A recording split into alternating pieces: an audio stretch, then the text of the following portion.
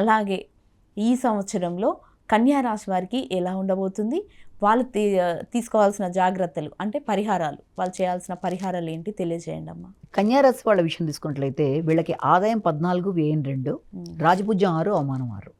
కన్యారాశి వాళ్ళకి. ఈ కన్యారాశి వాళ్ళ విషయంలో వీళ్ళకి ఈ యొక్క గురుగ్రహ ప్రభావం వల్ల కొంతకాలం పాటు ఎలా ఉంటుందంటే తండ్రికి అనుకూలంగా ఉంటుంది.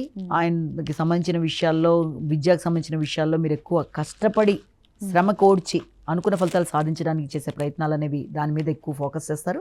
ఆధ్యాత్మిక చింతన అనేది చాలా ఎక్కువగా ఉంటుంది. అలాగే దాంతోపాటుగా ఇంకొక విషయం అంటే వ్యక్తుల సహకారం బాగుంటుంది, సజ్జన వ్యక్తుల సహకారం బాగుంటుంది, కమ్యూనికేషన్ బాగుంటుంది.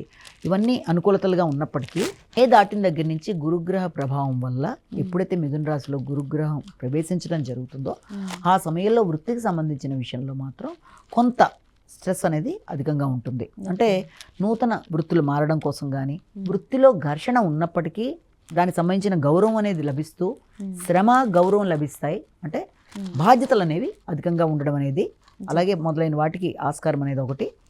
కానీ ముఖ్యంగా తీసుకోవాల్సిన జాగ్రత్తలు ఏంటంటే ఆదాయం విషయంలో కానీ, సంపదలకు సంబంధించిన కానీ, కుటుంబ వ్యవహారాలకు సంబంధించిన విషయాల్లో కానీ, గౌరవానికి సంబంధించిన విషయాలు వీటిల్లో జాగ్రత్తలు తీసుకుంటూ ముందుకు వెళ్ళాలి. ముఖ్యంగా ఎప్పుడైతే ఈ కన్యారాశి వాళ్ళకి గృహానికి సంబంధించిన విషయాల్లో ఒకటి అంటే వీళ్ళకి ముఖ్యంగా ఈ యొక్క గృహం, వాహనం, తర్వాత జీవిత భాగస్వామి, తర్వాత వృత్తి, వీటికి సంబంధించిన విషయంలో వీళ్ళు అస్వతంత్రులు అయిపోతారు. అంటే వీటిల్లో వీళ్ళకి అన్ని రకాల ప్రెషర్స్ లాంటివి వీళ్ళకి రావడం వల్ల వీళ్ళకి వీళ్ళు తీసుకునే నిర్ణయం అనేది తగ్గుతుంది.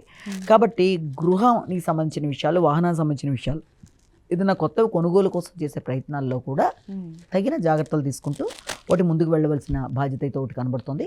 అలాగే శనిగ్రహ ప్రభావం వల్ల కూడా సాంఘిక సంబంధాల విషయంలో, సోషల్ రిలేషన్స్, జీవిత భాగస్వామి, దూర ప్రయాణాలు లాంటివి ఏదైనా సరే వాటి విషయంలో కూడా తగిన విధంగా జాగ్రత్తలు తీసుకుంటూ ముందుకు వెళ్ళాలి.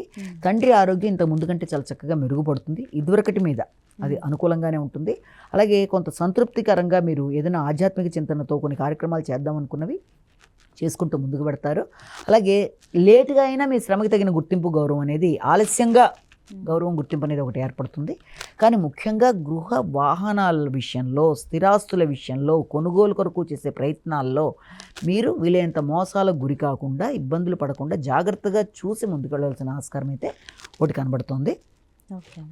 కాబట్టి ఈ విషయాల్లో దానికి తగినట్టుగా చూసుకోవడం.